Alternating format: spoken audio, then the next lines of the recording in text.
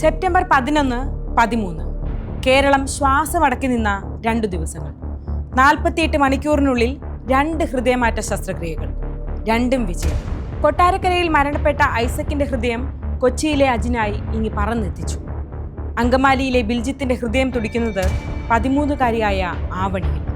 ഈ 2 ദൗത്യങ്ങളിലും ഹൃദയമിടിപ്പ് കാത്ത ചില കരങ്ങളുണ്ട്. അതിലൊരാൾ ഡോക്ടർ ജേക്കബ് എബ്രഹാം. ആവണിയുടെ ഹൃദയമാറ്റ ശസ്ത്രക്രിയ അദ്ദേഹത്തിന്റെ 30ാം ദൗത്യമായിരുന്നു.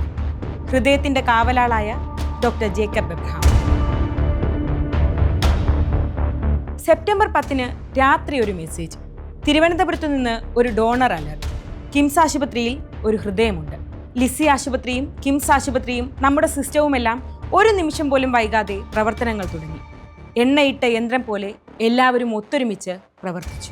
3 മണിയായപ്പോഴത്തേക്കും ഇവിടുന്ന് ടീം സ്റ്റാർട്ട് ചെയ്തു. ഏർലി മോർണിംഗ് ഒരു 3 o'clock സ്റ്റാർട്ട് ചെയ്തു. ടീം സ്റ്റാർട്ട് ചെയ്തു. ഒരു surgeon, cardiac anaesthetist, cardiologist, then technician, nursing staff ഇവരടങ്ങുന്ന ഒരു ടീം, ഒരു ആംബുലൻസിനും വേറൊരു വെഹിക്കിളിലുമായിട്ട് ഞങ്ങൾ സ്റ്റാർട്ട് ചെയ്തു. ഞങ്ങളൊരു 3.5 മണിക്കൂർ കൊണ്ട് തിരുവനന്തപുരത്തെത്തി. ഒരു 8:30 ആയപ്പോഴത്തേക്കും ഐസക്കിനെ തിയേറ്ററിലോട്ട് വീലിംഗ് ചെയ്തു. ഞങ്ങൾ എക്കോ ചെയ്തു. ബാക്കി പാരാമീറ്റേഴ്സ് എല്ലാം ഒന്നുകൂടെ ഒന്ന് റീഅസസ് ചെയ്തു. ഹാർവെസ്റ്റിംഗ് സ്റ്റാർട്ട് ചെയ്തു. ഒരു 12:30 ആയപ്പോഴത്തേക്കും ഹാർവെസ്റ്റിംഗ് കഴിഞ്ഞു. പിന്നെ ഇങ്ങോട്ടുള്ള ഷിഫ്റ്റിംഗ്, ഇങ്ങോട്ടുള്ള ട്രാൻസ്പോർട്ടേഷൻ പ്രൊസസ്. അപ്പം ബാക്ക്ഗ്രൗണ്ടിൽ അതേ സമയം തന്നെ ബാക്ക്ഗ്രൗണ്ടിൽ ഹാർട്ടിനെ സംബന്ധിച്ചിടത്തോളം എയർ ലിഫ്റ്റിംഗ് ബൈ റോഡ് വരുമ്പോഴത്തേക്കും നമുക്ക് ആ ഒരു ടൈം അത് വളരെ ഇമ്പോർട്ടൻ്റ് ആണ്. ഹാർട്ടിന് അത് വളരെ ഇമ്പോർട്ടൻ്റ് ആണ്. ഇസ്കീമിക് ടൈം എന്ന് പറയും.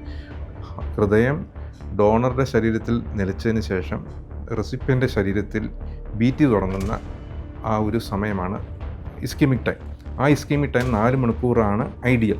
അത് നമുക്ക് ചിലപ്പോൾ ഒരു 6 hours വരെ നമുക്ക് 6 മണിക്കൂർ വരെ എക്സ്റ്റെൻഡ് ചെയ്യാൻ പറ്റും. അവിടെ ഐസക്കിന്റെ ഹൃദയം ശരീരത്തിൽ നിന്നും വേർപെടുത്തുമ്പോൾ പോലീസും അധികൃതരും സർക്കാരുമെല്ലാം അതെത്രയും പെട്ടെന്ന് കൊച്ചിയിലെത്തിക്കാനുള്ള തയ്യാറെടുപ്പിലായിരുന്നു. തിരുവനന്തപുരം കിംസ് ഹോസ്പിറ്റലിൽ നിന്നും എയർപോർട്ട് വരെ ഗ്രീൻ കോറിഡോർ, അവിടെ എയർ ആംബുലൻസ് സജ്ജമാക്കൽ. ഇവിടെ കൊച്ചി ഹയാത്തിൽ നിന്ന് ലിസി വരേക്കും ഗ്രീൻ കോറിഡോർ. ഇവിടെ ആശുപത്രിയിൽ ശസ്ത്രക്രിയയ്ക്കായുള്ള തയ്യാറെടുപ്പുകൾ. ഹൃദയമായിട്ട് ഞങ്ങൾ ഇവിടെ ഹയത്തിൽ ലാൻഡ് ചെയ്യുന്നു. ഇവിടെ കൊച്ചിയിലും ഗ്രീൻ കോറിഡോർ ഉണ്ടായിരുന്നു. 4 മിനിറ്റ് കൊണ്ടാണ് ശരിക്കും ഹയാത്തിൽ നിന്ന് ലിസി ഹോസ്പിറ്റലിൽ എത്തിയത്. ഇവിടെ എത്തിക്കഴിഞ്ഞപ്പോഴത്തേക്കും ഹാർട്ട് ലങ് മെഷീനിൽ സപ്പോർട്ട് ചെയ്യാൻ, അജിൻ്റെ ബോഡി ഹാർട്ട് ലങ് മെഷീനിൽ സപ്പോർട്ട് ചെയ്യുകയും അതിനല്ല ഓൾമോസ്റ്റ് ആ സർജറി ഒരു നല്ലൊരു ഓൾമോസ്റ്റ് ഒരു 1 hour പ്രൊസീഡ് ചെയ്യാൻ പറ്റിയിരുന്നു. 3 hours 50 minutes ആയിരുന്നു ഇസ്കീമിക് ടൈം. 3 മണിക്കൂർ 50 minute ischaemic time. Redo surgery ആയിട്ട് പോലും തിരുവനന്തപുരത്ത് നിന്നുള്ളൊരു ട്രാൻസ്പോർട്ടേഷൻ ആയിട്ട് പോലും നമുക്ക് 3 മണിക്കൂർ 50 മിനിറ്റ് കൊണ്ട് ഇസ്കീമിക് ടൈമിൽ നമുക്ക് ഇവിടെ ഹൃദയം ബീറ്റ് ചെയ്ത് തുടങ്ങി. അജിനിൽ പുതിയ ഹൃദയം മിടിച്ചു തുടങ്ങിയ വാർത്ത കേരളം ആശ്വാസത്തോടെ കേട്ടു. തൊട്ടടുത്ത ദിവസം തന്നെ വന്ദേ ഭാരതിൽ ഒരു ജീവൻ രക്ഷാ ദൗത്യത്തിന് നാം സാക്ഷിയായി. കൊല്ലത്ത് നിന്ന് ആവണി കൊച്ചിയിലെത്തി. അങ്കമാലിയിൽ നിന്ന് ബിൽജിത്തിന്റെ ഹൃദയവും കൊച്ചിയിലെത്തി. അപ്പോൾ ഇതിൽ ഒരു ട്രാൻസ്പ്ലാന്റ് എന്ന് പറയുമ്പോൾ തന്നെ ഇത്രയും കോർഡിനേഷൻ നടന്ന ഒരു ട്രാൻസ്പ്ലാന്റേഷൻ വലിയൊരു പ്രോസസ്സ് കഴിഞ്ഞു.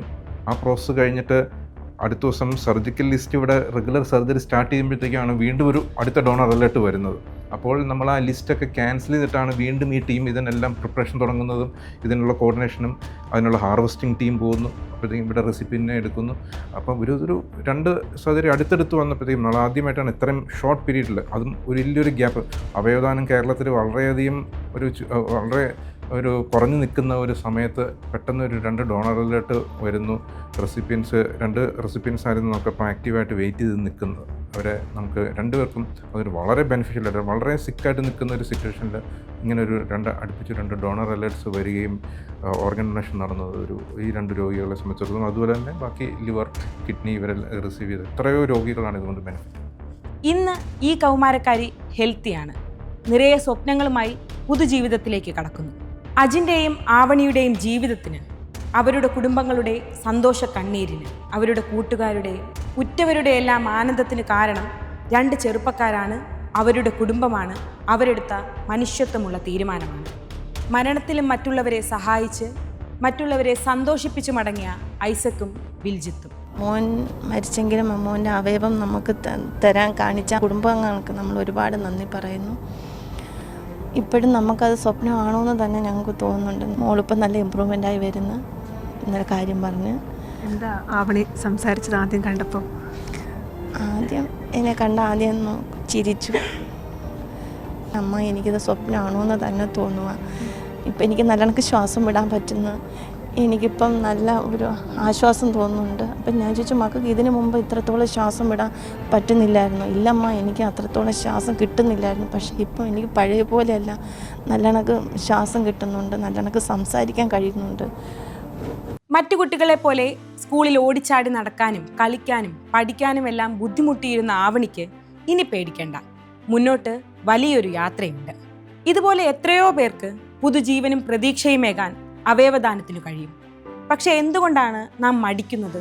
നാം എന്തുകൊണ്ടാണ് പിന്നോട്ട് വലിയുന്നത്? ബ്രെയിൻ ഡെത്ത് ട്രാൻസ്പ്ലാന്റ് പ്രോഗ്രാം എന്ന് പറയുന്നത് വളരെ സെൻസിറ്റീവ് ആയിട്ടുള്ള ഒരു കാര്യമാണ്.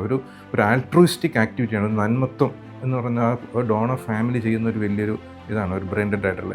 അതിൻ്റെ എന്തെങ്കിലും ഒരു ട്രാൻസ്പെറൻസി ക്വസ്റ്റ്യൻ ചെയ്തുകൊണ്ട് വരിക എന്ന് പറയുമ്പോഴത്തേക്ക് ആ പ്രോഗ്രാം നശിച്ചു പോകുന്നതിന് തുല്യമാണ്. ഒത്തിരി രോഗികളാണ് വെയിറ്റ് ചെയ്യുന്നത്, ഈ ഓർഗൻസിന് വേണ്ടി വെയിറ്റ് ചെയ്യുന്നത്. ഈ അടുപ്പിച്ച് വന്ന ഈ 2 ഡൊണേഷൻസ് ഈ ഒരു പ്രോഗ്രാമിന് വലിയൊരു ബൂസ്റ്റ് ആകുമെന്ന് വിചാരിക്കുന്നു.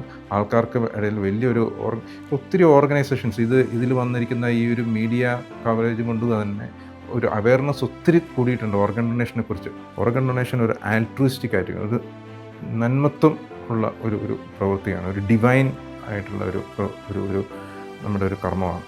അത് തീർച്ചയായിട്ടും എല്ലാവരും ചെയ്യേണ്ട ഒരു കാര്യമാണ്. നമ്മൾ ഒരു അവയവം വെറുതെ വേസ്റ്റ് ചെയ്യേണ്ട കാര്യമല്ല. നമ്മൾ മരണശേഷം അവയവം മണ്ണിൽ പോയി ജീർണിച്ച് പോകേണ്ട ഒരു ഇതല്ല.